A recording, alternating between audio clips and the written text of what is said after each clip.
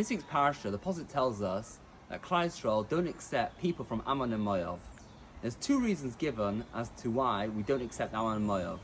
Reason number one is that when we were passing through their land, they didn't come and give us bread and water. And reason number two is because they hired Bilam to curse Klal Yisrael. The question is that obviously hiring Bilam to curse Klal Yisrael is a lot worse than just not giving us some bread and some water. So why is the reason of bread and water mentioned first, and only afterwards it's mentioned that they hired Bilam to curse Klal Yisrael? An answer is given that perhaps Ammon and Moab can justify why they didn't give bread and water to Klal Yisrael. Maybe they were a very poor nation and they barely had enough food for themselves, so we have no bread and water to give to you. Until the second reason comes in the Pasuk.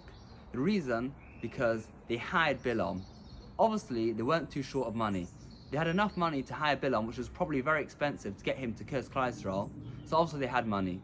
There was no justification for them not to give bread and water to Klal Yisrael, because they probably had plenty of money. So it's not that the second reason is a smaller reason why it comes second. Of course, it's definitely bigger that they got Bilam to curse Klal Yisrael, but the reason why it comes second is to explain the first reason. They didn't give bread and water, maybe they couldn't afford it. Of course you could have afforded it, because you had enough money to hire Bilam.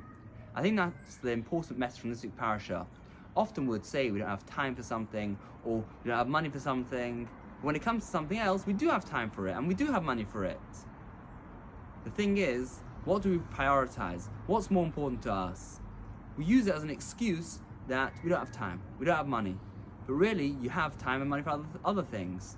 That's an important message. We have to be honest with ourselves and realize where we put our priorities. You should all have an amazing Shabbos.